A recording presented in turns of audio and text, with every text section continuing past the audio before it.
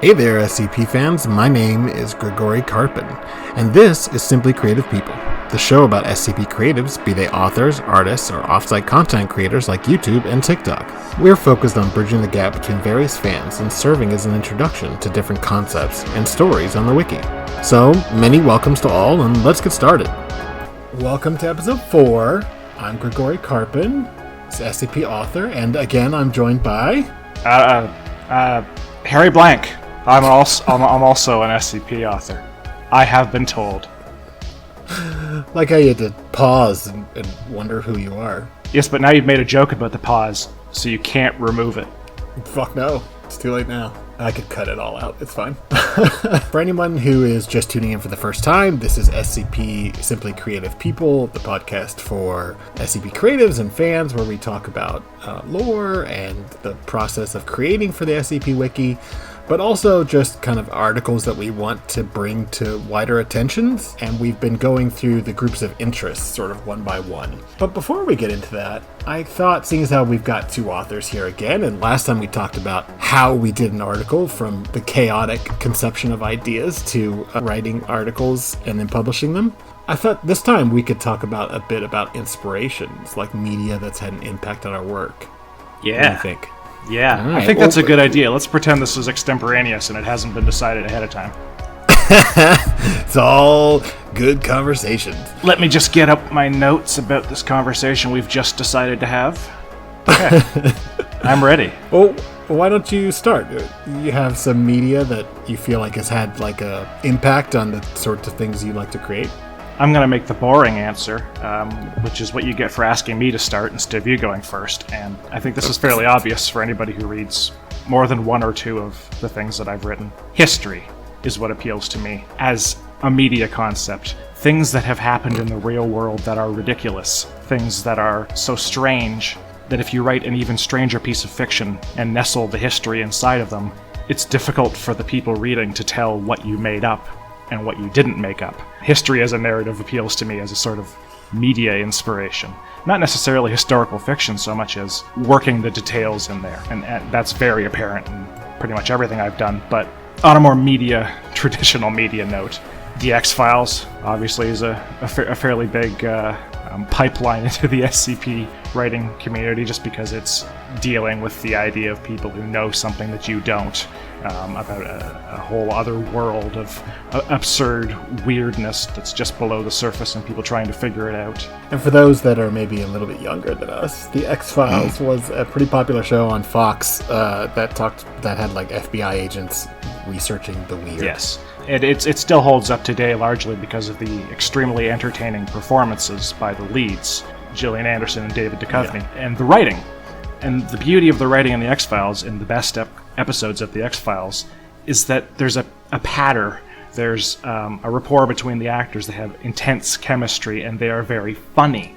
And they're very amusing, even when they're dealing with really dreadful, awful stuff. And it alternates between dread and humor. And they even have, fairly frequently in the X-Files, humor episodes, which is, if you watch Star Trek The Next Generation, the humor episode is the part where you just want to die and you don't want to be there because they suck at it. But the X-Files could... They weren't very funny. They were almost never intentionally funny on The Next Generation. But the X-Files humor episodes are some of the funniest stuff you could possibly imagine, and they were still imaginative and weird. And that appeals to me. So I try to work that in. Even if I'm writing something horrifying, there's usually some element of hilarious, because I don't like to be bored, and not liking to be bored informs very nearly everything that I do. Yeah, I mean, I was just talking to somebody else about, like, kind of advice on writing, and it was like, well, the first thing you need to, like, focus on is, like, are you interested in the idea? Who cares how cool it sounds, or someone's done it before? Are you entertained by the concept? Would you want to read something about that? That's what you need to focus first. Yes, and you'll see this when somebody is failing to present an idea to somebody, is failing to go, like, here's an SCP that I want to write, and you listen to them. and it isn't good and it doesn't sound good, it's usually not that there's something wrong with the person. Most people have a creative idea inside them. The problem is usually they're trying to fit themselves into this whole universe. They don't actually have an idea that appeals to them. They're just going like, well, what do you people write? You people write monsters. Well, here's a monster that I came up with. It's like, does that appeal to you? Is that what you are interested in? Because if you're not interested in it, unless you've done this a lot and you can do it on autopilot, it's not going to be good. It has to be something you like, which is why we talk about inspirations, because it's the shortcut to getting your brain thinking creatively. Yeah, and I want to say for all those people out there that like want to create or want to write or in any form really, you do not need to worry about being a god of originality. No one is original, not really. What's original is how you treat a subject. All these stories have been done since, ancient Sumeria. They've been done over and over again with differing, costumes. But the thing that you need to think about every single time is, what are you going to say about something? And if you don't have something to say, not even anything deep or anything, like you said, just something that you thought was funny, maybe a conversation at the core of an anomaly or an article or a movie, then you could maybe say, have a point to a story. But if you're just trying to be like, oh, well, I need to do this because I want to be a writer. Right. Well, that's the cart is before the horse right there. Yeah, we've talked for decades now about there are no original stories left. There is no new story you can write. But what there is the electrochemical variety that is all of our brains. They are all unique, and that means everybody has the unique ability to tell a different variation on a story if they want to tell it and if they put the effort in. So don't focus on the fact that everything has already been written ever. Focus on the fact that you are uniquely capable of telling at least some stories, and find out what they are. And then afterwards, then you worry about how cool something sounds. Because the way that you make something work is you get this piece onto the page or however, the film or the footage or whatever, though almost everything of worth, I think, starts with writing. Yeah. But it's then the refinement process, right? You can decide, you can look at things, you can have other people look at things and go, okay, this doesn't actually work, and here's maybe why it doesn't work. And this happens to me all the time. This happens to you. We have dozens and dozens of things we have written, some of which are very popular. And, we still have, section. I'll come to you all the time and be like, does this even work? Yeah. Yeah, I mean, that's the thing, is you can polish glass until it shines, but you can't really polish a turd. So if you start with an idea that isn't good, you can get it to mediocre through dint of incredible effort. But if you start with an idea that is great, and you execute it acceptably, and then you work on it, you can make it really shine, and that's what's important. It isn't necessarily that you have the most original idea, it's that you have an idea that appeals to you, that has something interesting, that you have something to say about.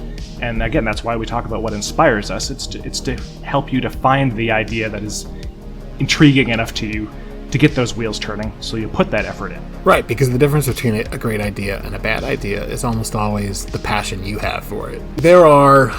I think there probably are exceptions to that. There probably are some people out there that are passionate about an idea that's just very tropey. But for the most part, almost every time I run into people when I was doing crit all the time, where they had an idea that they were passionate about, like, you know what, this is going to work. We're going to make it work. It's going to be fine. That's right. When you can sense that the other person actually cares about it, you can sense that in the writing. It will improve the writing when you care. Something I wanted to say about you talking about folding your stories into history, to go back for a second, is really funny because that really plays off some of the tropes of SCP Real. Because a lot of your articles do a really good job of folding in very mundane history. It's not about wars all the time or horrible events. They do a really good job of making you kind of stop and go oh, this could happen if magic was real or something. Oh, thank you. It's called verisimilitude. It's the idea that if you make it feel a little more real by peppering in reality, actual reality, the surreal elements will still feel grounded by something. And history and politics are a good way to do that, because history and politics are interesting if you find the interesting parts that aren't just the names and the dates and the battles. If you find the actual nitty-gritty, there's human beings in history doing human being stuff, and human beings are weird. Very weird. So, I guess it's my turn then. I guess it's your turn now. Well, it's something we talked about before, and I've mentioned a couple times on the podcast. And I could try to talk about something that's inspired all my stuff, but honestly, I have like a couple of different veins for creativity. I have the very serious gothic horror, intrigue type stories. I've got the surreal stories, and then I have the comedic, unsettling stuff. And we could go through all the stuff that I've watched that's a horror movie that like inspired the serious stuff, but I don't think that's as interesting conversation as talking about what kind of inspired Victim or Vikander Need. We talked about it last time that we were both Twin Peak fans, and I think it's completely ridiculous to assume if anyone has ever looked at one of my Victim articles, like I would say that you probably can tell that I am a fan of Lynch. But I think a stronger influence on Victim without me actually realizing it until maybe a few months ago that somebody pointed it out. Alan Resnick, who is, has for years now has been a part of Wham City and has also done a lot of solo projects where, and a lot of it's on Adult Swim. And almost everything that he's done has this brilliant balance of being both unsettling and upsetting, but also very uncomfortably funny. And it's almost never edgy. Like, it's not uncomfortable because he's saying something racist or gross. Not really.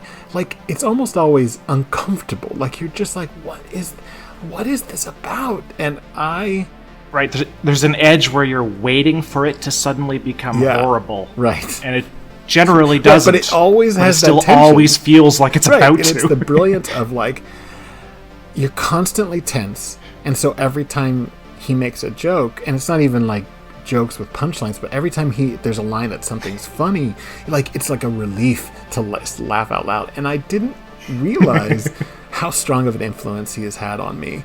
And I say it's Alan Resnick, but obviously he's not the only one behind these projects, but he's kind of one of the main creative voices that we know about. And a couple of examples of this for people to go and look up is a video called May I Please Enter? Yes. Which is about a man who just it's like a fake PBS show where somebody is going around, kind of like California's Gold, or I don't know of some other examples, local examples, where somebody is going to just talk to locals about something cool. But this person is only interested in people's houses. And so there's only one episode, but you could totally believe that it's a whole series. And it's this guy who's just going to knock on someone's house and say, hey, can I come in? And then get a weird, very weird tour of their house. And this one's probably less horrific, but he does this wonderful thing throughout this episode where he can't seem to get comfortable or move like a human being. He tries to get up from a couch at one point or adjust himself on a couch, and it is just the strangest thing to watch. It's maybe 15 seconds, and watching him try to sit on a couch, which we've all done and all know how to do, it's like this individual has never before sat. Yeah. And it's that ability hilarious. To alienate mundanity, to take something that's to take something really that seems alien, normal, that everybody should be able to do, and be weird about it. And a lot of the other ones that he's done have gone a little bit further into the horror stuff. For example, unedited footage of a bear, which starts off as sort of like, something that got thrown on the cutting room floor of a nature documentary and very quickly becomes something else until you start wondering what it is you're watching. And I don't even want to give it away. It's maybe 10 minutes. Everyone should go watch it. And then probably my two favorites of his, which perfectly exemplify the tone that I go for with Victim, are Children of the Mirror, which is a small series, but there's only like 3 or 4 episodes and they're very short, which is about a cult. And this is their internal indoctrination videos. And Visitor Information, which is about a homeless man who lives in a garage park and is showing around a camera crew around his home, which is this place where people park their cars. It sounds so boring, and it is genuinely upsetting. The escalating also very funny. Threat and unpleasantness of it is just like, oh God. At multiple times, he just looks at the camera and goes, please help me. please help me. I need your help. I could use some medical attention. And it's just, it's so sad, but it's also so funny that you just don't know how you're supposed to feel. And if I'm honest with myself, I didn't realize it.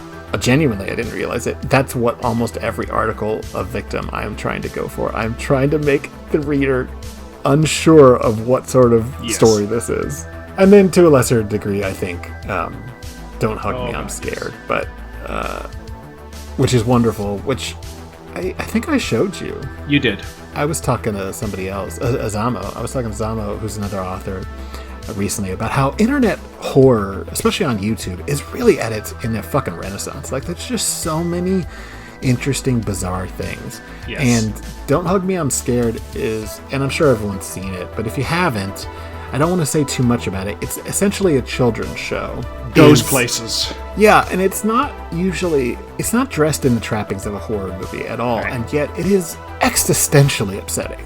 Yes, there's a whole series of videos, but the whole thing takes maybe an hour to watch from start to finish. Yeah, and I cannot recommend them enough. And so these are the things great. I think that, if anyone's familiar with Victim and then they watch any of these, I think they'll be like, oh, I kind of get it. Right. Only I make them very political. Yes, well, that's the way to be. I mean, if you're gonna be interesting and funny and scary and weird, and you're gonna get somebody's attention, there's no harm in sneaking a little bit of actual real world value into that at the same time. Keep the politics out of my SCP, though. Keep the politics out. I don't like thinking about the real world. Just make it spooky. Yeah, we want escapism, and it needs to be body horror, and it needs to be terrifying, and it needs to give you heart palpitations. But Lord forbid it allow you to think about something. Yeah, and I mean, I'm not going to get on a fucking soapbox right now, but honestly, anyone and everyone who thinks that any piece of art has no politics or is apolitical are completely crazy. Like, even Star Wars is political. It's so anti-fascist, it's not even funny. Everything that is worth your time, that is not just a soulless, cynical Hollywood production, and even those are informed by person's politics. Absolutely. Speaking of politics, we have a great pretty interesting conversation today. Yes, we do. So we were talking, and at first I was saying we should do Fifthism. Somebody very smart, Lizard Wizard, suggested that I was being very dumb because I shouldn't do Fifthism on the 4th episode, which is 100% correct, of course. Why didn't we think of that? I don't know. We're both pretty smart and educated people, and yet, I don't know. But, so instead, I thought we'd talk about both of our, if not the favorite thing on the wiki, then one of the top, I mean, anytime I want anyone to read the SCP Wiki, I just start linking them to this stuff. And that is, I always say Corbenic, but really it's the GOI is the Third Moon Initiative. The 3 Moons Initiative. Right. Oh, right. I always say Third Moon. That's right. You just got the jitters. You're excited. Yeah, I am. When we were talking about it and you were like, oh, I'm just going to reread all of them. And I did too. I didn't literally read everything on the hub, but I read like 20 articles over the last couple of days. This stuff is easily the premium content. This is the best stuff. It's so good. It's so fucking good. And weird. And weird in a way that I really appreciate because it is, I think, the way to sum up Corbenic or the 3 Moons Initiative is kind of on one hand very funny, and on the other hand, some of the bleakest shit I have ever read, and it never fails to be both. It is amazingly funny. It is amazingly bleak, and there's a third element to it, which is off the wall, completely, absolutely bonkers. And I don't mean that in the irritating internet mad lad garbage. I mean that Corbenic stuff is truly crazy, and I love the fact that it's crazy. That's what makes it horrifying. That's what makes it funny. In addition to the fact that the main author who writes Corbenic, Dave U. Fool, is really funny. He's very intentionally funny, naturally funny, convolutedly funny, incredibly funny. I've talked to him a couple times in DMs, and he's that funny in conversation. It's kind of nuts. Like, I mean, it's not a performance. He's a person, but He is really genuinely funny. Like, if you follow him on Twitter, like, almost everything he sends out is so funny. Like, I can't... He reminds me of Chris Straub sometimes. Like, right. In the way that he uses social media, not his products or his creative stuff is different. That's a good one for inspiration as well, actually, Chris Straub. Yeah. I mean, God, everything that man has done. So yes. Good. But, so yeah, almost everything we talk about today, I think, is done by Dave Ufool. And I think we read mostly Dave Ufool ones. There are additional articles by other authors in Corbenic, and we'll encourage you to read those as well. But Dave Ufool wrote the vast majority of them and everything that sets up the overall arc and stuff. If you were to read them sort of from the beginning, I think it starts off in a very bleak way and then it transforms into something funny. But instead of just diving into it, we thought, Harry, you're going to essentially present a short article. Yes. So are we turning it over to me for my tender affections here? All right. Your tender affections for it. We are going to, apropos of nothing, talk about SCP-4578.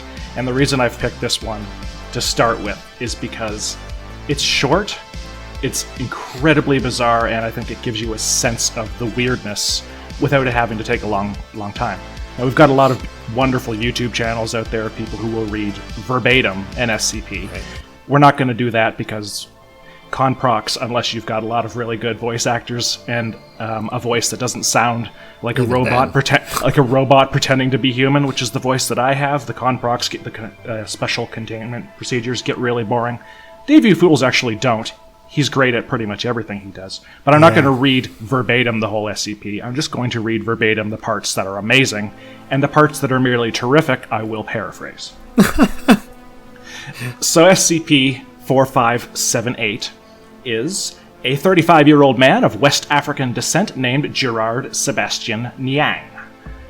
And the conprox tell you can't give this guy orders unless you are really nice to him and you use sign language. You may not be hostile, physical or otherwise, to him under any circumstances, and he is not to get anywhere near Site-59's on-site nuclear warhead or even to know it exists. We are then told, due to the noise produced by SCP-45781 events,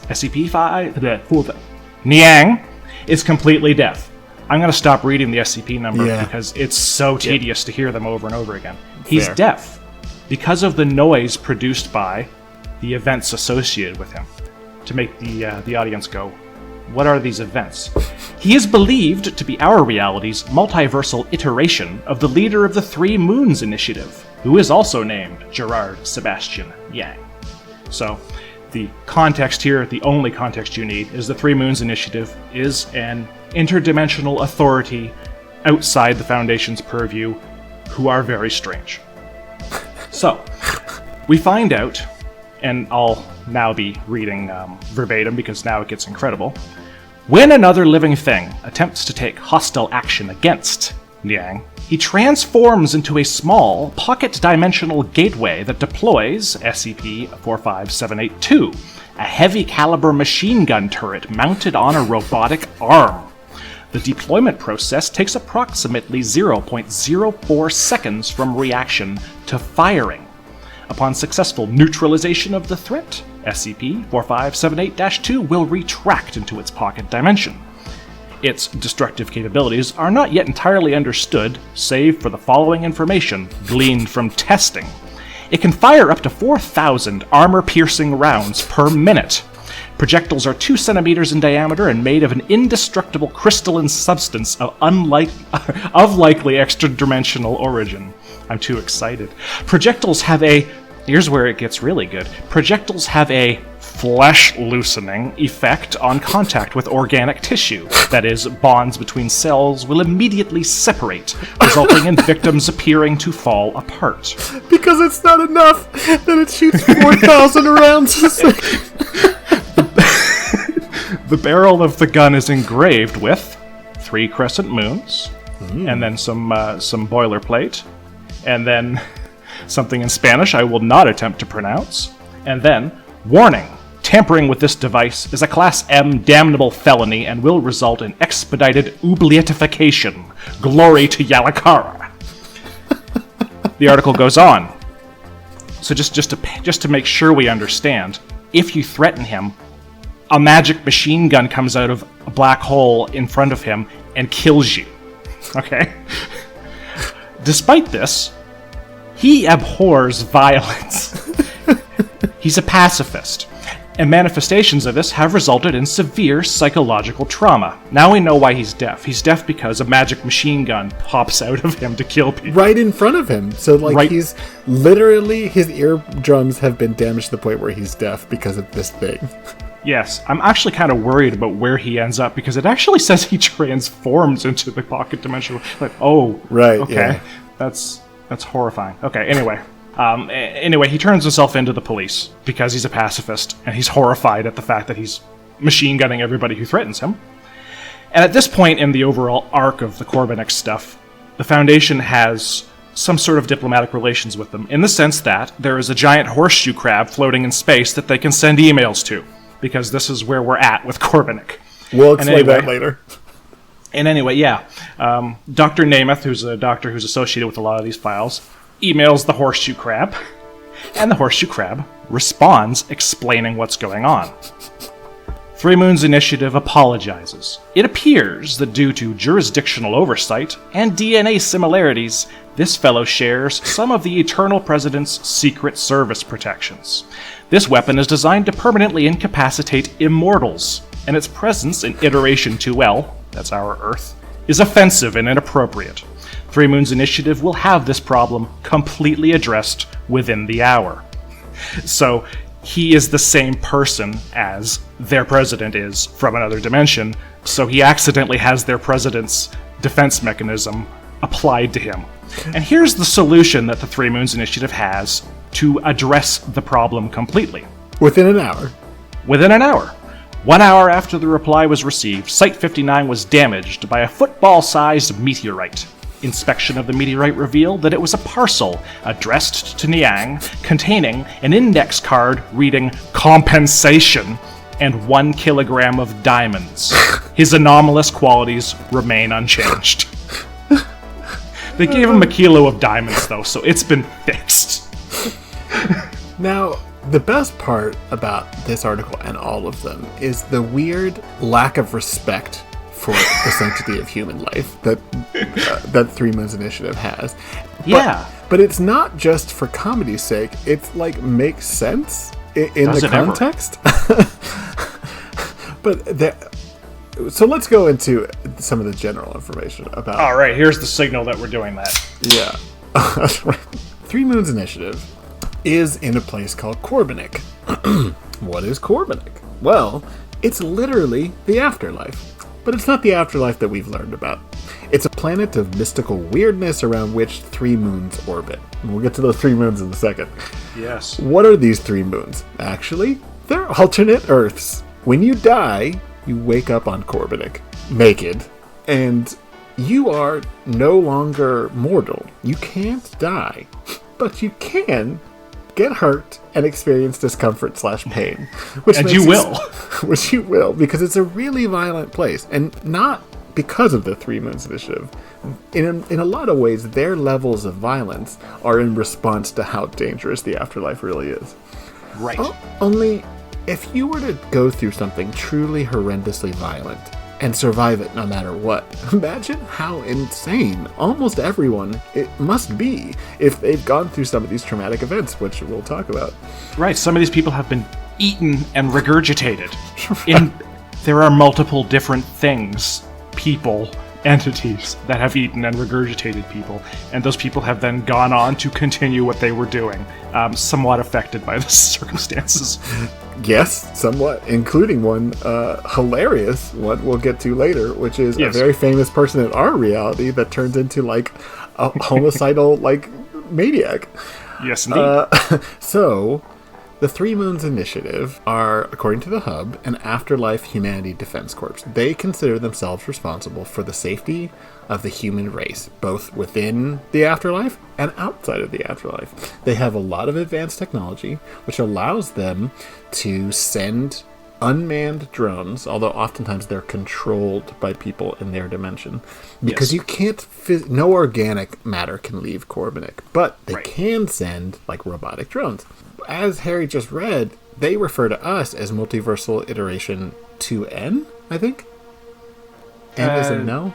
Or L? Anyway, I believe it's 2L. Okay, either way, the point is that there are a lot of iterations of Earth out there. In fact, that is actually what the Three Moons are. They are alternate Earths that went through some horrible event and got transported to the afterlife. Yes. On the hub, they have this hilarious quote, which is, as such, they monitor Earth and carry out covert, and that should be in quotes, because nothing they do is covert. Not remotely. Covert military intervention for its defense, according to them, often regardless of nuance or long-term consequences. So, imagine an organization that is a billion times more powerful than anything on our Earth, including the Foundation, like so much more powerful than anything else. But they don't really consider whether or not something is appropriate for context or whether or not it will have effects on society. They're just interested in the immediate results.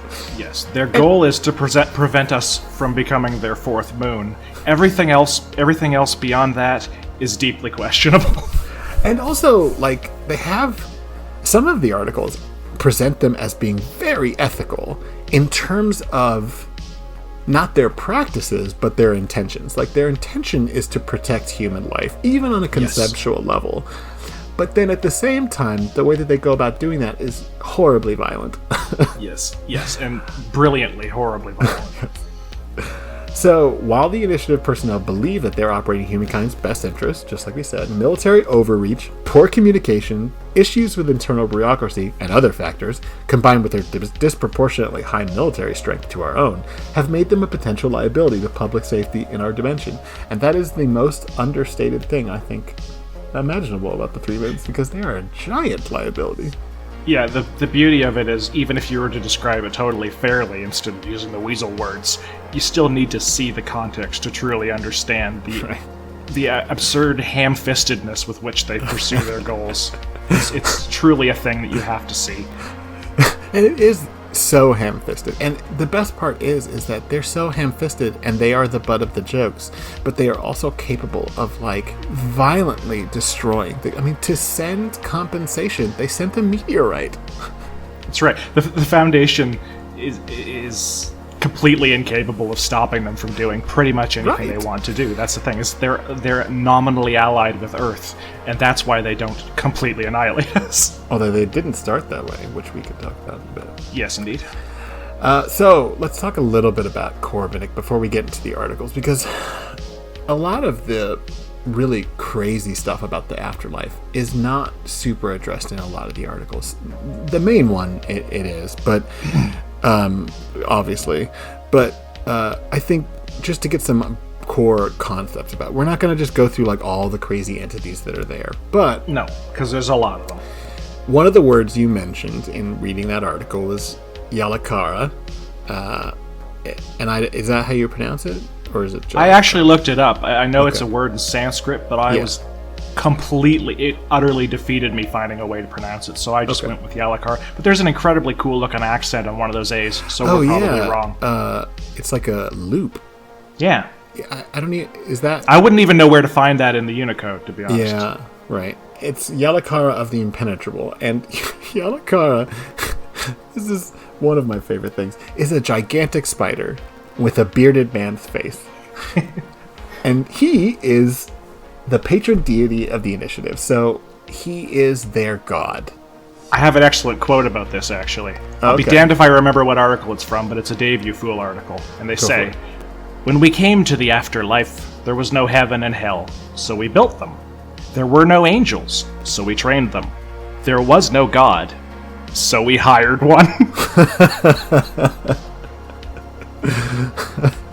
And, some of the articles go into it a bit about Yalakar and why he is so interested in humanity. But essentially, humanity was on the brutal end of some horrible hostilities from some of the natives of Corbenic that Yalakar has always hated. And Yalakar, what's really interesting, is like not on Corbenic and is not in the third editions. He lives like light years away in this universe, but has like direct observation of Corbenic and the Three Moons. The scope of the weirdness is always just incredible. He's in a giant spider web light years away that is like the size of, I forget they described it, but it's like a cosmic, like it's like a stellar body, like it's the size of a planet. Right. Only, he's never even there. So he just psychically and reality bendery godlike powers communicates with all of them because of the original events of their establishment there, which we'll cover. Right.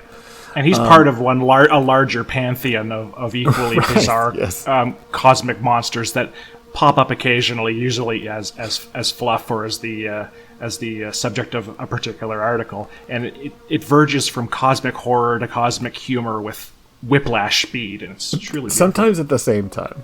Very frequently. Like the Witch Queen of Borgai Mountain, which we'll talk about in a second, is both. It's utterly both. Like, it's just ridiculous. So he's the patron deity of the initiative. He supplies energy and resources to the initiative in exchange for their worship, servitude, and this is the best part, having final word in all administrative matters. So he's a god who's actually interested in the running of society.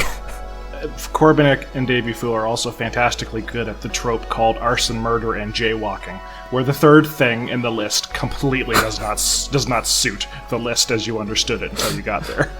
Just imagine the original conversation of, the leaders of surviving humanity who find themselves in a weird reality or trying to figure out how they're going to survive these monsters that are attacking them all the time, and a god comes to them and says, I can give you power and guidance, and all I need from you is your worship, your attention, your servitude, and also I would like a veto on any laws.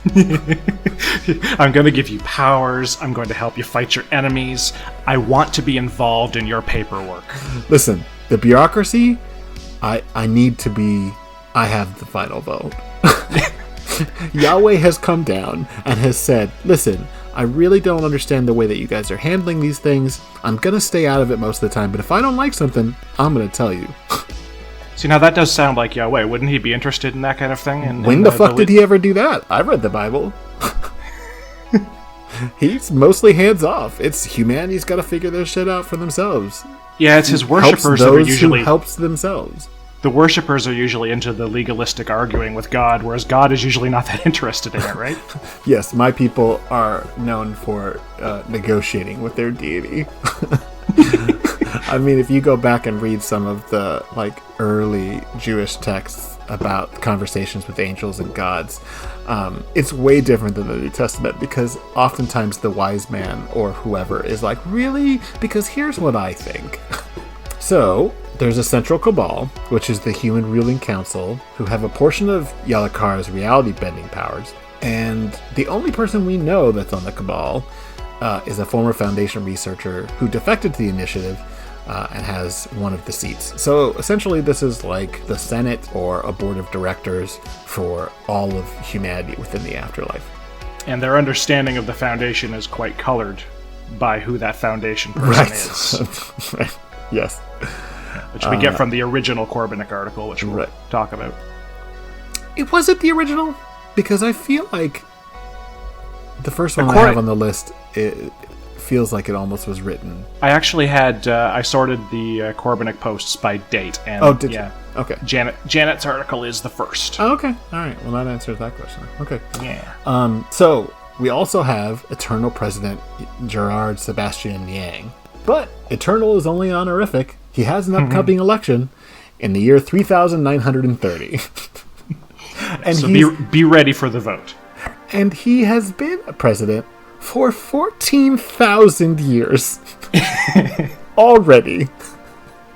And it's only gone mostly badly. Yeah, very badly. He's effectively a dictator and is very criticized by... because this is humanity, this is not just a magical afterlife. They have lives and roles and jobs, and there is media, and the media is very unhappy with him in general. And to make up for that, President Niang has gone through humiliation cycles where we don't know the details of them, but essentially what happens is he goes through horrible physical and psychological trauma at the hands of Yalakara to teach him humility. And this makes sense because he's described in one of Dave Ufu's tales with the following words. He's wearing a blue and gold uniform covered in medals. He's a French-Senegalese man with a Hercule Poirot mustache and all the violent self-confidence to not think it was tacky. And, he has sort of earned this confidence in some ways because he used to be, back when he was part of a normal existence, on an alternate universe, he was part of the Foundation, or the equivalent to the Foundation. They call it something slightly different. And he used to be the director of Site 19, so he was Tilda Moose. He's a big deal. And during an XK class scenario, end of the world sort of situation, he broke protocol, and there's a tale about it, but I don't remember what it talks about. And basically, he used an anomaly to teleport Earth away from the horrible anomaly. Yes, the tale's called Radical Acceptance, Right. and the idea is that everybody has just gotten used to the idea that the world's about to end, and they're fine with it, but he's not fine. He finds an old GOC device that could actually be used to chuck Earth out into space, and he's like, everybody else is so ready to be done with this that they don't care. Fuck it, I'm pushing the button. Which should inform you as to what sort of leadership decisions he is capable of. Yes, he doesn't improve significantly from well, he does, but it gets worse. Yeah, over 14,000 years. Yeah, he gets an almost absolute power. Yes, He's the only other person, other than the Cabal, who has regular interactions with Yalakara. And although it's not clear that he has any Yalakara's actual powers, he has so much authority because this military is so advanced and so capable of violence that he just does whatever he wants. Just imagine an American president times 1,000. He's right. You know what?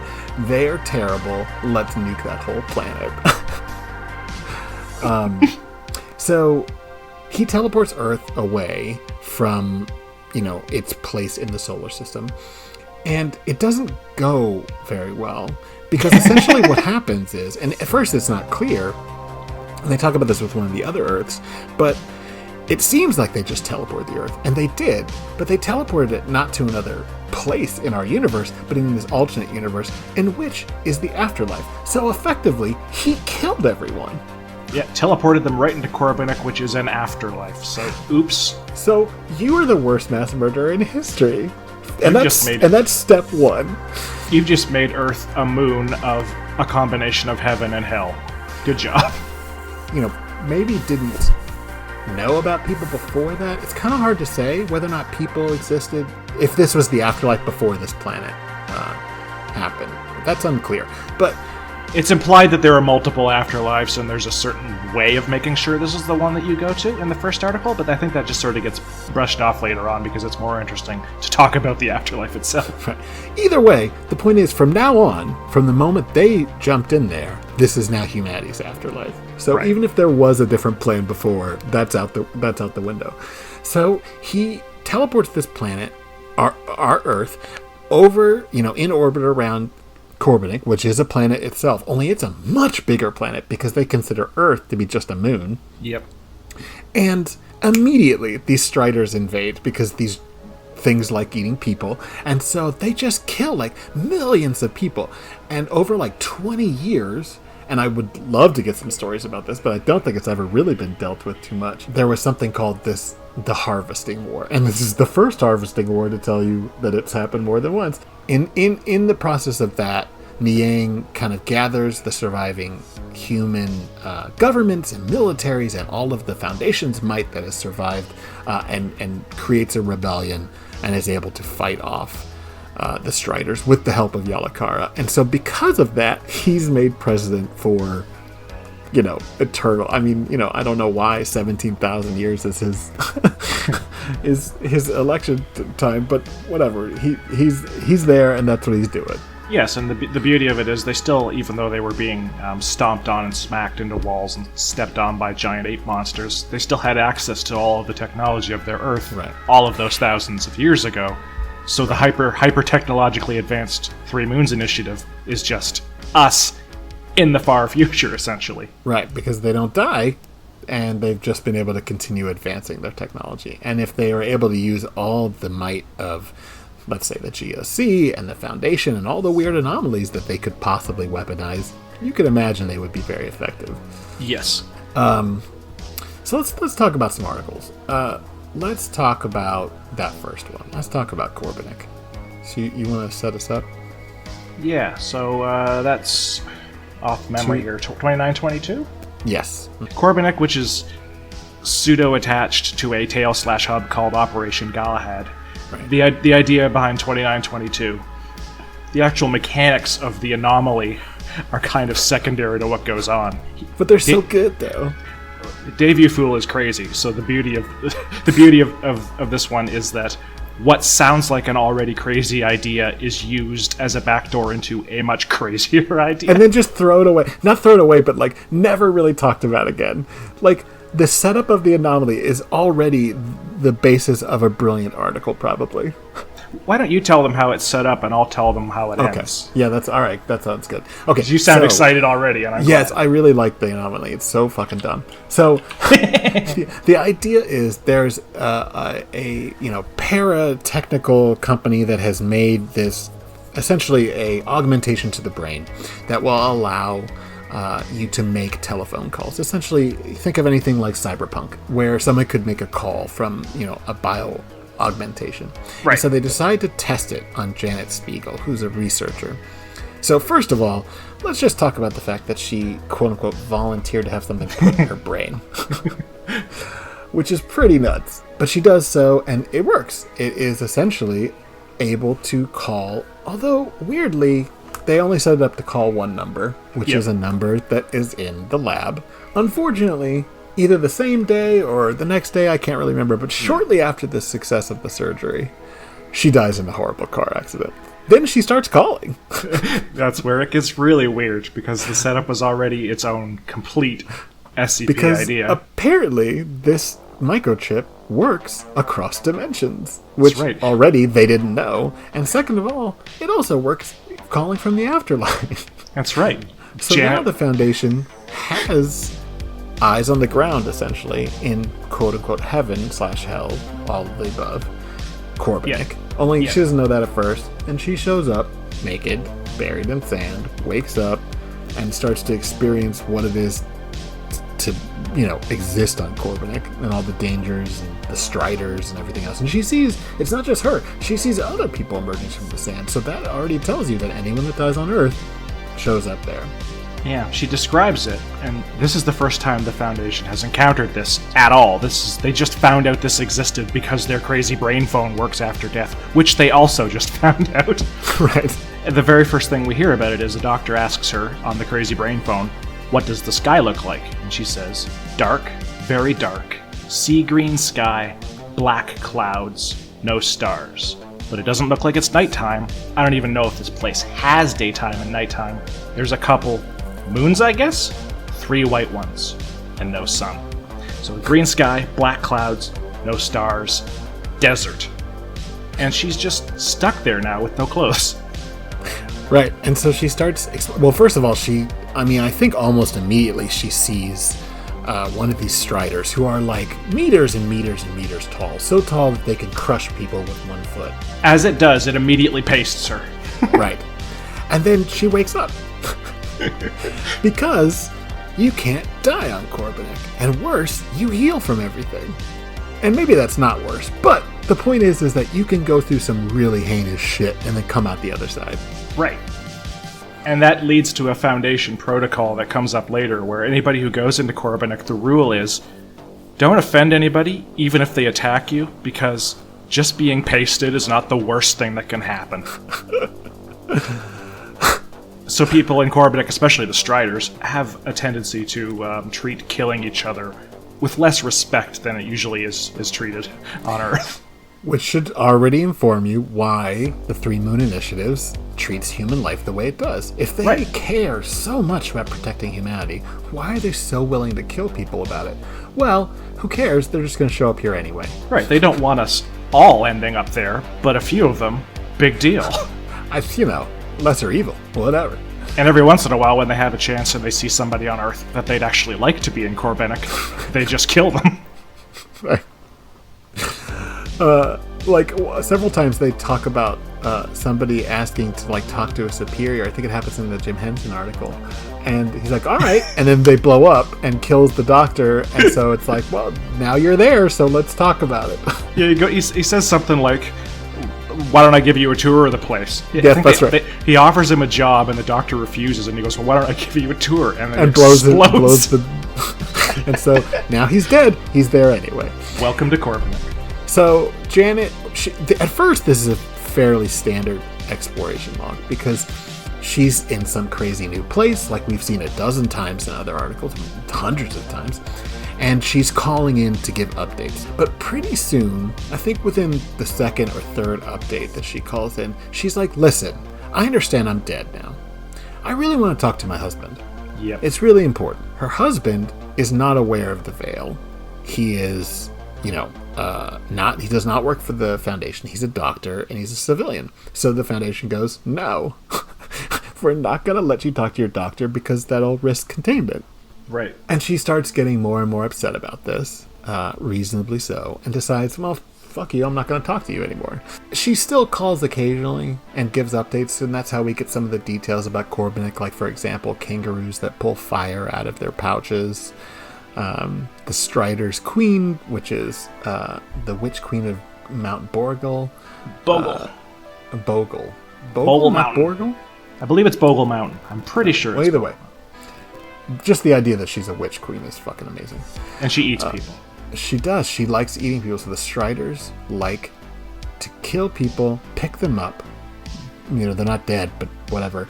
And then bring them to the Witch Queen to eat. And she eats them and then digests them. And you said regurgitation before, but it's implied that's not what's happening. They have to survive through being digested and then shit out. I'm not sure why it came out that way, why I self-censored. I'm sure it's probably defecation as opposed to regurgitation. And I think they're not always dead, usually, when she eats them either, because it's described as being traumatic. I wonder if it would be more traumatic for somebody to eat you and then you die and then you wake up having been defecated, or if you're dead and then you regenerate alive inside someone's intestinal tract. Yeah, right, yeah. And then, I think in the original article it says, or somebody tells Janet that it takes 100 years to be digested by her or something like that. So, fun. Spoilers for later with the Jim Henson article, because we'll talk about that one. And that happened to him, and you can understand why that maybe didn't make him the most pleasant person afterwards. Yeah. So, she eventually, it's unclear how, but she eventually makes contact with Jalakarta and the Three Moves Initiative. And the Foundation decides to respond, and that is Operation Galahad. Here, you take over.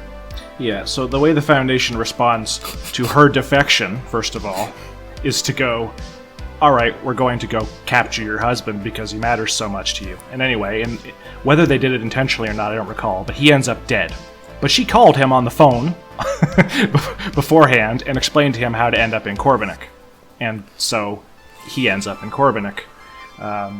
But she's really pissed off at the Foundation at this point because they lied to her, they wouldn't let her talk to her husband, they're responsible for the death of her husband, yada yada yada.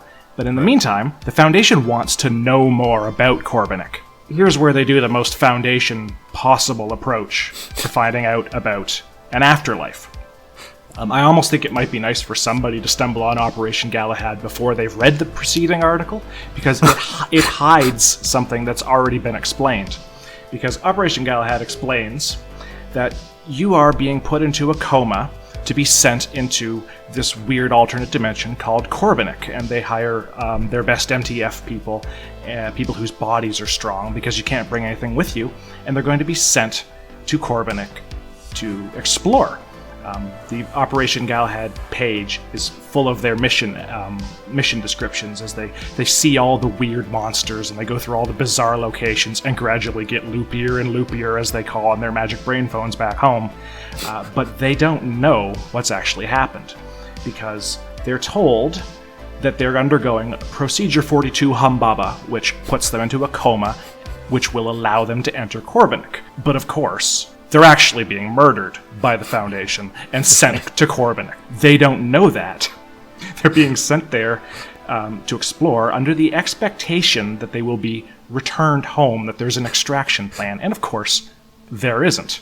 A couple of times, there's even like an implication that like one of the agents is like unclear how they're going to get back.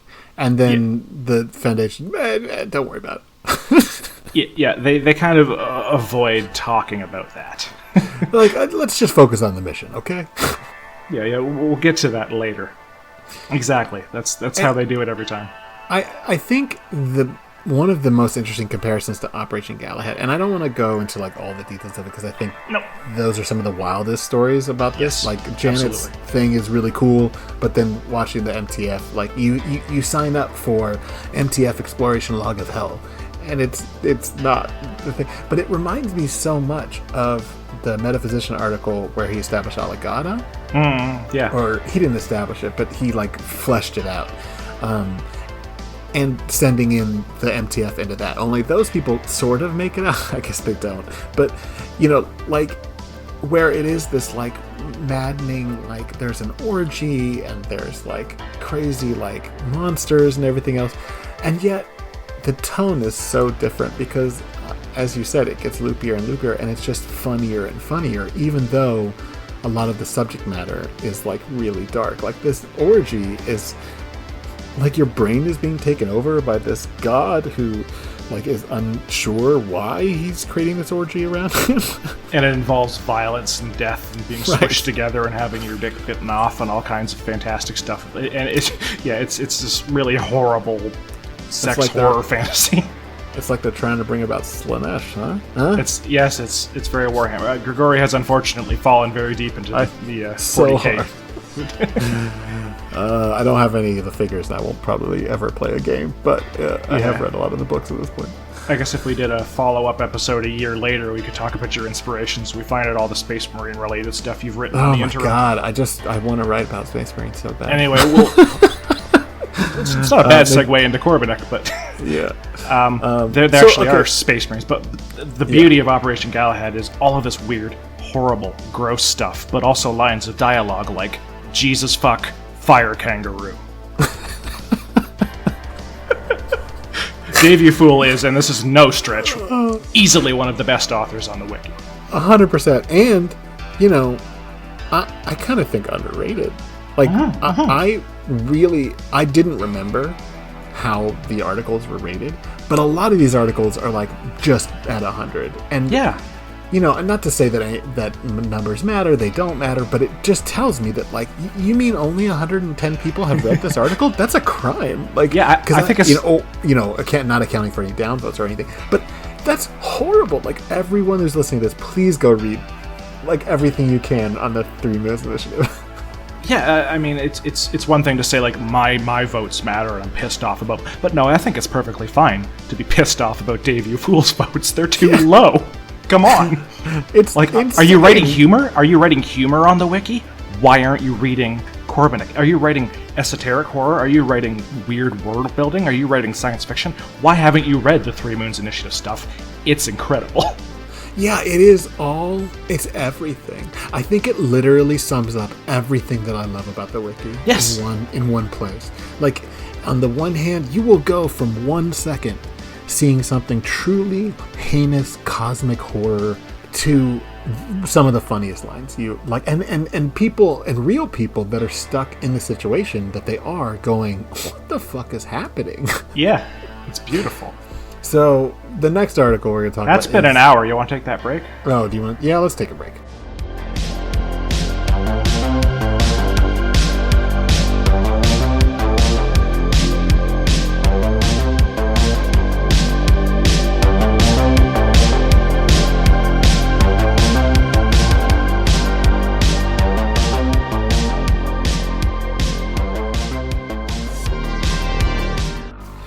So we're back from break.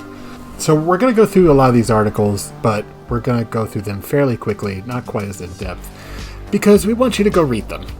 Very much so. There are some very, very cool and weird things in them that I definitely want to talk about. So this one is actually, it's labeled on the hub. It's the first one on the list, which I think is really funny because it implies that the Foundation was not aware of the Three Moons Initiative. And it might have been, I forget the date, the way it's set up. It might be actually predating, the article might have been written afterwards, but this was a Foundation that didn't know about the Three Moons, which is very funny. Yes. Oh, 2578. And this is the horseshoe crab drone that was mentioned earlier. The Comprocs are really funny and should be read. But the thing I want to point out from them is that essentially what's happening is that people are getting killed, and the Foundation is covering it up by setting up scapegoats, usually D-class, but not always, to take the fall for the assassination. Yes. There is such a thing as an Impaler event. Yes. And what happens when there's an Impaler event is a target, usually somebody who is a dictator or war criminal, has, human rights violations in a position of power. And the email is essentially a warning in very simple language explaining that they either need to fix it or, they're going to get what's coming to them. And it has a countdown. And then they start getting repeats of the emails, but with a consistently lower countdown. And if they, by the time the countdown reaches 0, have not, abdicated or done something to atone for their crimes, then they have a borehole punched from the top of their head to their groins. There's no projectile involved. There is no damage to the surrounding property or people around them. And it has happened like that for almost every single person, except for one who got shot through the chest because right beforehand he decided to put his child up on his shoulders. And it's implied, because he was acting kind of strangely before it happened, that he was hoping the kid would take the bullet and knew it was coming. Or that holding the child would stop them from doing it. There's that too, but these are all horrible monsters, so I like to imagine. Yeah, that's true. But instead they just shot him. Instead they shot him through the chest. They are moral in their own way. And it turns out that these, I want to say bullets, but they're not bullets, are fired from this unmanned drone that comes out of a portal on the dark side of the moon, which is regularly in orbit around the Earth and will go as low as, I think, 4,000 meters above the surface of the Earth, but never lower than that, or typically not lower than that. Yeah, it mostly stays in space, but sometimes comes into the atmosphere. So it's firing whatever kind of gun this is, and they don't understand it, from orbit, and they are firing a perfect hole through, the top of someone's head down to their groin. Yeah, any unrepentant dictator or war criminal who won't stop, they punch a hole in them. And it's not just if they stop doing what they're doing, they can avoid it by surrendering to the international courts, by abdicating their authority, and or committing suicide. Right, you don't get shot in a hole if you're already dead. Which I thought was funny to include that, because if they hadn't included that, does that mean that if they died naturally that they still would shoot the corpse? That's a funny idea. But the drone has, they have gotten pictures of it, and it looks like a giant horseshoe crab. And it has 3 crescent moons stamped on the side. And there's no other descriptions that say if this is clearly part of the Three Moons Initiative, which is why I think it's written from a perspective of a Foundation that is not aware. Yeah, a lot of the early articles also play coy about it, and I don't know if it's because the GOI isn't established yet and he felt a little uncertain, or if it was just for the joy of discovering that it was a Three Moons article partway through. Yeah, I mean, I really like that. There's the one about the one I didn't put on the list, but there's the one about the dog movie that always changes based on what people one. And it ends with an end of the world scenario for Corbenic. It's just, that one's great. That was amazing. And so the Foundation finds out that there is an ability to send the email to the horseshoe crab, because it is sending emails and it can also receive them. So it sends them, all these questions, what's going on, why are you doing this, etc., etc. And the horseshoe crab sends something back saying, very interesting. With regrets, I must ignore these irrelevant questions completely, and thank you immensely for the indirect access to your database, which was very informative about the impasse I have reached in North Korea. For a while, it felt as if I was talking to a wall in the back and forth with Kim Jong-un, but a bronze stele is close enough. It seems a more direct approach is needed for liberation. With love, Triple Crescent symbol. And right afterwards, the horseshoe crab comes out of orbit, sinks down into North Korean airspace, and attacks SCP-1427, which is like a statue of Kim Jong-un that's alive, right? Yeah. I don't remember the details of it precisely, but yeah, this is what's interfering with its attempts to contact them and send the emails. It also like takes over people's minds in the surrounding area, and it's in containment. But when the horseshoe crab drone, the SCP-2578, comes down, it breaks containment because it's trying to get this thing, and allowing it to take control of a bunch of people's minds within the facility, it breaks the statue in half, takes it up into orbit, and then throws it into the sun. And sends back an email saying that, I'm sorry, this fate was better than if the statue had actually, been able to control them forever, so at least there's that. And ends the email with, I have sustained heavy external damage from expending this much energy in a short period of time. So if any tyrants come up with while I'm in auto repair for the next week, I'm afraid they'll have to wait a little bit longer. This is the other thing that I just adore about Dave You Fool articles is this is somebody who understands my love of ending on a one-liner. I don't think we've ever talked about on the show, but it's something that we authors talk about a lot, that there's this trope of ending something on a note from the administrator or a note from a researcher or something. And, I've done it. It does work sometimes that if you are establishing something and then there's a twist at the end, it can work for horror, it can work for comedy. And this completely uses the trope, but is also subverting it because it's almost always a note from the Three Moons Initiative that recontextualizes everything.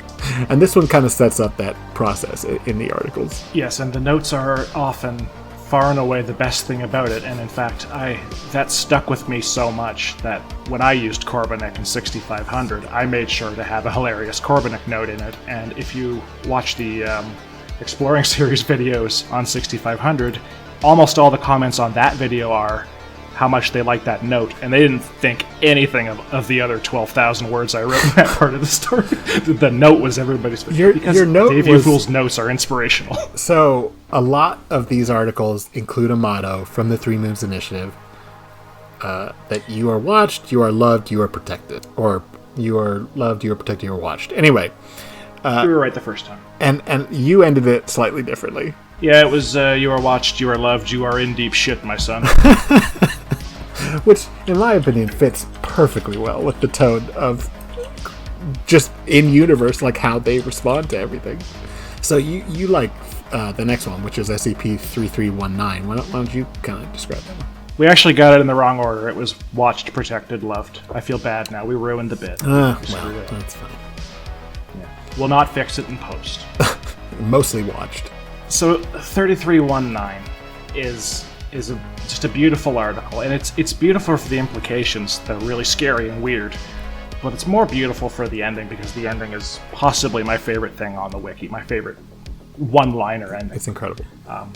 So it's about an object that they find buried in the soil that turns out is for teleporting a planet to Corbenic, and it's got 2 moons on it. The 2 Moons Initiative, because we realize as we're reading, if we've been reading along, this is one of the Earths that got teleported. In fact, this is the last Earth that got teleported, right. The one that made it the 3 Moons Initiative. And it's an apocalyptic story of how that Earth ended up getting teleported to Corbenic as everything went wrong, making the 2 Moons Initiative the 3 Moons Initiative. And it ends, as all good cycle stories do. Before you read the last note. Yeah. So, it's a pill-shaped object. It's white. Yeah. It's impossible to damage. And at the beginning, it says that there is no possible editing to this article. And then they show all these different iterations where over decades, the Foundation thinks at first, okay, well, anything that gets within 500 meters or 500 feet, whatever, disappears. And, it's implied goes to Corbenic, but you don't know. It doesn't really make any sense. It's just everything disappears around it. And then suddenly they think, it's actually been neutralized because now things aren't disappearing.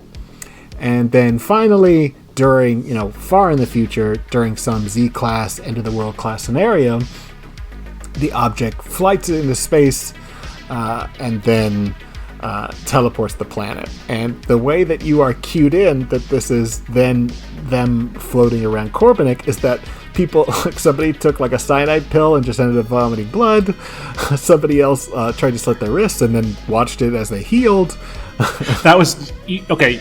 Since you had to correct me for not giving the article full credit, I have to get you now. No, the guy slit his wrists and his office filled with blood, so that he couldn't type. He couldn't type properly on his keyboard, and everybody thought he was joking. Oh, right, and somebody responds to him as like, "This isn't the time for your jokes." He's just like, keyboard covered in blood.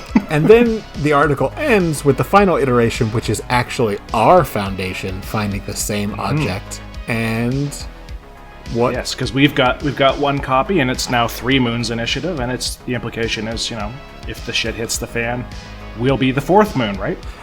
And the 3 Moons Initiative also has a message for the Foundation. And the message is, as I said, one of my favorite pieces of literature on the wiki. The note is, Foundation. They always address them as Foundation. Foundation. For the gods' sake. We do want to keep humanity safe. Ever since we escaped on that first moon, that's been our goal. But let's be honest. Humanity keeps repeating the same mistakes that got us here in the first place. Do your job. Because if you don't, we'll do it for you. And we have no idea what the fuck we're doing.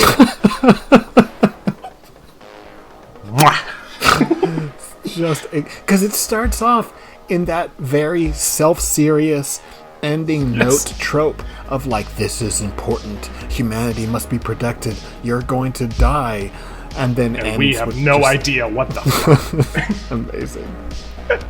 It's that sense of contrast, that perfect sense of where to contrast the tone that characterizes what Davey Fool writes. And the next one is just as much the same, only for once it does not involve serious violence. Although it does involve the implication of it. What happens is there's a ritual, and the article, and this is 3768, and the article describes what you need to do the ritual, and it's like colloidal silver and like purified salt. I'm getting the details wrong, but the point is it's set up to be like a weird magic ritual. And if you do it around a radio station, then the radio station will start broadcasting radio from the 3 Moons Initiative. And I love this, the way he does this with the Conprox, where it's almost like a callback to the first one, where the Conprox are this crazy thing, but it's for something completely unrelated and crazier. Yeah, so like this one establishes that this is a ritual you can use to hear broadcasts from the afterlife. And immediately, the details of the anomaly are not important, because what matters is the message that are being sent, which is a trick I like to use in Victim all the time. He takes something that would be somebody else's whole article, and he uses it as his excuse to do something better. It's like showing off in the most brilliant way possible.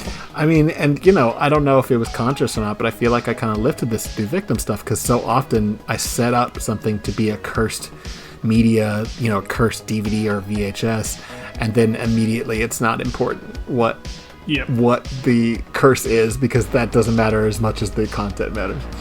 It's a delivery system. So this is a news broadcast that is being hosted by Julie Niang, and it's sort of like, is this a relation to the president?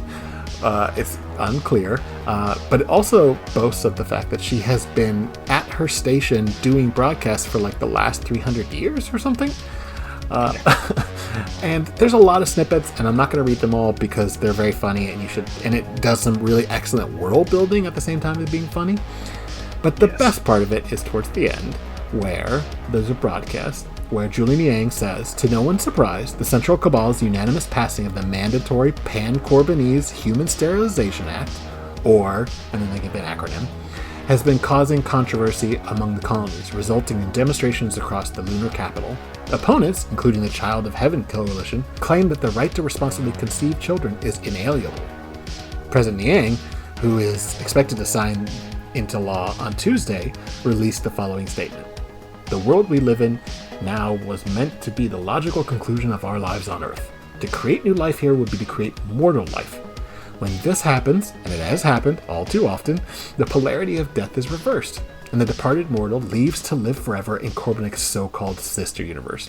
The tricky bit of this, of course, is that our world is designed for immortals, and theirs isn't. There are two inevitable results: a guaranteed living nightmare drifting off into deep space, or in the custody of the Foundation, as with several extant case studies, or the presence of an unkillable human being on Earth with all the potential violence it would entail. And then Julie steps back in. In addition, the Three Moons press secretary, Lyndon B. Johnson, has insisted that the sterilization measures are painless, non-invasive, and finally, some good news about this, will not affect libido. And that really does matter to the Corbenics, absolutely. I mean, I think it would matter to everybody. It would matter to everybody, but they get busy quite frequently. But it does, right? But it does make sense that, you know, this is the afterlife in which we all get to exist forever, and we have a society, and like, yo, we can't keep having babies. There's like already billions of us. Yes, in fact, in a later article, they do accidentally kill some horrible, gigantic, immortal Russian people. No, it's this one. And is it in this one that it happens? So the next bit is that, oh my goodness, the Witch Queen of Bogle Mountain has died of liver failure, which is surprising because we thought she was immortal. But that means she's going to show up on Earth. And so it ends with a hilarious warning from the Three Moons Initiative sent directly to the Foundation, probably through the Horseshoe Crab drone, that, oh, well, she's probably appeared somewhere around Jupiter, and if you guys work on it now, you could probably stop her from landing on Earth, but that's where she's heading. And it ends with this bit, which, and if she does cause your extinction, well, when you get to the Great Mead Hall of Saklovai, drinks are on us. You are watched, you are protected, and win or lose, you're loved. I love when they start introducing the variations. It's beautiful.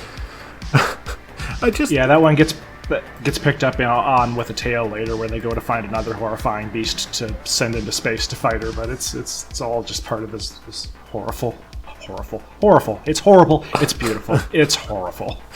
I mean, and that one's so much fun because, just first of all, you know, it's all for this joke and for the implication that this horrible thing is flying towards Earth, but it also sets up this really interesting world building where it's like, well, listen, guys, this is an existing society in which people, you know, like to fuck like they do everywhere, and we cannot keep having babies. And so he does this brilliant thing of like all these rich world building that are just like these throwaway lines. Because they're not the point of an article. The point of the article is to make you laugh or creep you out. Yes. And then, but also, I feel like Corbenic is a real place. Like, it feels like a real setting. Yeah, he casually builds the world in the background while he's doing the other impressive things. It's incredible. There's a few articles, there's at least one article where he gives a profile on a section of Corbenic. There's two of them that I know of that are by Davey Fool and one that isn't.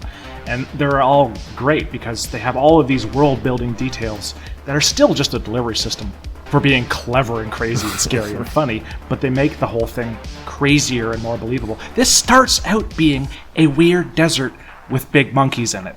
That's the first thing you read. And then it just goes nuts at a crazy, crazy pace after that. No, I'm just queuing up the next one so that I can actually read stuff directly from it, because it's just too good to just summarize. This one's one of the more popular ones. In fact, it's got one of the longest collab logs on the wiki. Oh, it's just incredible. And that's why I don't feel bad, because the collab logs are so good and we're not going to read any of those. But SCP-3922, and I'm just going to read some of the description because it's just great. When placed within 1 meter of a television set or a computer, the anomaly will significantly alter the content of any fictional films, TV shows, online videos, or commercials, usually through the addition of actors in padded combat uniforms and gas masks. These additional elements, classified as -A, will impede and or punish any and all crimes, as perceived by -A instances, committed by the cast. The severity of this punishment is always reflective of the MPAA or FCC rating of the video. The instances... So they invade media to police it. Right, and the fictional world of it. So these dash instances are capable of appearing in live-action and animated works, often taking on the particular animation style of the latter. However, regardless of the time period portrayed in the video, these instances are always in possession of high-powered energy-based weaponry, vehicles capable of interstellar flight, combat drones, and other futuristic elements, all of which bear the same triple moon insignia. At the end of every video, an altered end title card will play in the place of any end credits, including the triple moon symbol, as well as the slogan, "You are watched, you are protected, you are loved." and then there's the table to end all tables. Right. And, you know, there is a collaborative log where you can click through at the end of the article and see just a whole bunch of people have added brilliant examples. But here are a few that he included in the article itself. Pinocchio, 1940. The interference point is the Pleasure Island sequence, shortly before the reveal the boys have turned into donkeys. Result: several -A squadrons raid Pleasure Island from dropships, reconstituting the children's humanity with a sound-based device labeled Tactical Undonkification Ordnance. And the coach... That gets me every time. It's so good! And the coachman is instantly vaporized after a heavy energy rifle bombardment. So they shot this dude so many times he vaporized. The film ends 10 minutes later after Lampwick is taken to a substance abuse rehabilitation center. The other villains of the film are arrested in a montage. Monster the Whale is disintegrated by an orbital energy weapon. The Blue Fairy is arrested for unlicensed reanimation of plant tissue.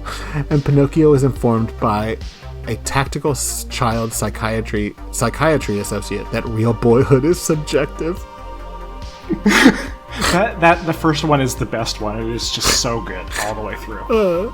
God, it's just so fucking funny. But they're so funny. I'm not going to read them all. I just want to read the last one. Can I do one? Yeah. Which one are you going to read? I was going to do the last one. The last one's do it. My second favorite. He knows how to bookend his shit, man. Dave You Fool knows how to start and end well. Just like pornography should. This one's about pornography. All 12 inches! 3 exclamation points. 1999. This one's not rated, because it's pornography. And right from the beginning, the intervention begins. Video proceeds as normal, save for the 7-A instances who stand guard to ensure that any sex remains consensual. Said -A instances are equipped with rocket launchers. Just the idea. I mean, that would do it. I mean, there's nothing sexier than being surrounded by soldiers with rocket launchers. But it will absolutely ensure that it all remains above board. But, you know, and we've only read 2. He's included 3 others, and there's a whole nother log. There's a really extended one for one of the ones in the article. I really suggest you read it, because it's just the funniest thing I've ever seen. And this one's very popular, like you said. It's in the 500s, but still, it should be the most popular article on the record. Yeah, every article. This one's at 564 as I look at it right now, assuming the Wikidot rating is exactly correct, which usually it isn't because Wikidot is dying. But yeah, 564 is still way too low. It's way too low. And, you know, internet points don't matter, but I just think more people should read this article. I want Dave You Fool to get more internet points. So there's some other articles, one of which is the Jim Henson one, which we mentioned a couple times, which I'm not going to describe that much of it. Oh. It's SCP-4922, but basically what it is about a series of remote-controlled animate drones that all look like Muppets, except for they are equipped with, like, some of the most heinous weaponry imaginable, like, you know, Gatling guns and laser rifles and, like, disintegration rays. And they have an interview with one of them, and the doctor says, "Can I talk to somebody who's in charge?" And they said, "Sure, just hold on a second." And they transfer it to Colonel James Henson of the Three Moves Initiative, etc., Assassination Force or something. And he went, "Wait." The doctor goes, "Wait, Jim Henson? Ugh, I hate that. That's like your hippie version of me. I'm James." And it turns out that this is Jim Henson from another universe who got captured by the Witch Queen of Borgle Mountain and was digested and got shit out and then got told to come back when he had some seasoning. And he did not deal well with this and has become essentially a psychotic murderer who just targets people on the basis of, he kills killers with Muppet drones. Yes. And as we kind of spoiled it earlier, but as he's talking to the doctor asks about, what the capabilities are or something about their facility or offers him a job. I can't even remember what it is. And Jim just says, hold on, I'll give you a tour, and then explodes, killing the doctor because obviously he will then be transported to Corbenic and then Jim Henson could give him the tour. But just the idea that there's an alternate universe Jim Henson who is an immortal killer who still makes Muppets, except for the Muppets are killer robots, is just incredible.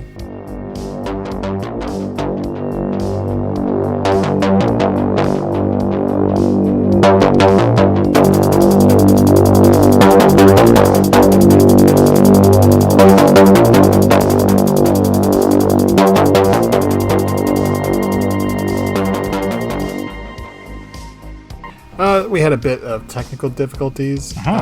Grigori turned into a weird alien. It was cool. Yeah, I wonder. I can't wait to hear your side of it. Actually, it sounded like. Perfect. I don't know what you were doing. I think you might have been imitating Chewbacca. I mean, he is pretty great. So yeah. Well, anyway, so Jim Henson murders people. Anyway. Yes, indeed. And also in SCP. That's right. So there's another SCP that I just think people should go and read, which is SCP-5298, which beautiful. are inhuman drones that are shaped like children that are set up with fake families, like cover families, as if they're a deep cover agent. And then they have a specific mission, and I think people should just read it. You do need to read it. You need to see what the mission is, and you need to see what kinds of fake children these are. It's inspired. My absolute favorite part of it, without giving away anything, is that the parents have clearly been in the situation for a while, the parents in quotes, and are like, what are you doing in there? Even though they're fake parents. It's the funniest. It's so good. It's a great article. It's another case where one anomaly is just not enough for him. He introduces it with this one thing, and it's like, here's the thing that's weird, and then just incidentally, there's another whole other weird thing going on. He does that so well. It's just so incredible. And the last one we want to talk about, unless you've got any others you want to talk about, is SCP-5319, which is essentially a music composition. There's two parts of it. There's the instrumentals, and there's the first, what they understand to be the first lines of the national anthem of the 3 Minutes Initiative. And here's a bit from the description. When the SCP is exposed in any form to an orangutan, the assassins will burst into flames. The fire is only capable of being extinguished once the song ends. So you can't even put out the fire. So someone somehow got this to a guy who used it on the zoo. Used it at the zoo. He worked at the zoo and he used it to kill the orangutans. And then he was killed by the horseshoe crab. The email is found on his computer, which he couldn't have possibly gotten because he was found dead, or probably. It has come to our attention that you have used Homo sapiens invictus as a means to murder the orangutans of your admittedly unpleasant employer. Animal cruelty is bad enough, but unauthorized use of our intellectual property is immediately actionable offense. As such, you will be summoned to Lunar Major for a preliminary disciplinary hearing in 30 minutes. Thank you for your cooperation. And then he's murdered by them so that he can show up for court. They're very good. Their summons work 100%. And the Foundation decides to send an email to the horseshoe crab asking, well, why does this happen? When you play the song, why does it ignite orangutans? And they played a little bit of the language, the orangutans' reaction to it, because they tested, of course, because the Foundations are monsters. And Dr. Goldthwait only stated that SCP-5319 has confidential defensive characteristics. And Dr. Goldthwait is the person who sent the previous email as well. And so that, in my opinion, because they say they're not sure why you're so interested in the Strider language, but it's kind of disturbing. So that basically tells you the Striders are giant orangutans. Yes, and in fact, when the Foundation tests it on an orangutan, the orangutan makes a lot of horrified vocalizations, and they send that to Corbenic, and Corbenic responds going, I don't know how you found Strider language, but it basically translates to, there's been a misunderstanding, I'm not what you think I am. So the orangutan knows that they think it's a Strider, and they're trying to light it on fire with a song. So, I mean, we've only covered, we covered a lot of articles, but very quickly, because I really don't want to give everything away, and even the ones where they end on a one-liner, that isn't even everything to offer from these articles. They are just chock full of weird details and hilarious anecdotes. The one with the radio broadcast has 4 or 5 other snippets that are just terrific world building, but also utterly ridiculous if you're somewhat aware of what Corbenic is. Absolutely. There's all the tales, the SCPs, there is really no way to go wrong with any of this stuff. You pick any of them and they will astonish you. And I think it's important to mention that Dave Full is a recent published author. He has 2 books out. I haven't finished the first one, but I haven't touched the second one. But it's about... Oh, that's an excellent endorsement. Well done. Well, I just have been busy. I don't know. I'm terrible. But I will say that it is hilarious. And essentially the premise is, he could probably describe it better, but essentially the premise is that this is a fantasy world that exists on the basis of the rules of a tabletop RPG. Yes. So if you are a sword fighter, you have to level up your ability to be a sword fighter. And that's just the basic premise. I'm not giving anything away about the story itself, but it is chock full of the same thing, where it is just utterly ridiculous and hilarious, and yet really subtle and brilliant world building, from the get-go. In the first chapter, there's a fight, and the fight is described in the same way if you've ever played D&D between two player characters fighting, rolling dice, only they don't actually roll dice. Right. It's fucking terrific. We'll always try to point that kind of thing out, because a few of our better authors have become writers and in a commercial sense, and they deserve your patronage because they've given so much great stuff for free. Yes. And also because we want whatever God smiled on them to smile on us, so that we can also be published. Yes, that's the... those are the inside words, Grigori. You're not supposed to say them outside. Who writes just for... Call us. On the wiki. Yeah, please do. I have 107 articles. Come on. So... you mentioned on break that there might be a correction. Yeah, we've got we talked about. We have our first errata. We talked about third law at the end of our discussion last time period. Literally a week ago. It was a week ago. All right, cool. Time is meaningless. We float in an existential horror space. But anyway, Green Wolf, the founder of the Third Law canon, felt it was necessary, and I agree wholeheartedly, to ask for a elucidation of who actually founded the canon and who later contributed to it, because the way we chose to handle it was to go, I think it was, and then list the people whose names came into our head, which didn't give full credit to all of the people who have helped Green Wolf and who have written their own series within Third Law and who were originally there. And so, because we undercharacterized the team behind it, I'm now going to overcharacterize the team behind Third Law. The original 4 authors were Green Wolf, A Random Day, Ty Gently, and Sir Pudding, and they were later joined by Taffeta, Jacob Conwell, Chewbacca, Nat Voltaic, Stonefish, the Great Hippo, Chaosera, Anorak, Tawny, their editor, and Crashington, who was the illustrator for the tale series I pointed you towards last time, the Phoenix, the Nightingale, and the Magpies. Which I have since read, entirely. And Green Wolf, if you're listening to this, I need more Florence, okay? She's amazing, and I need more of her.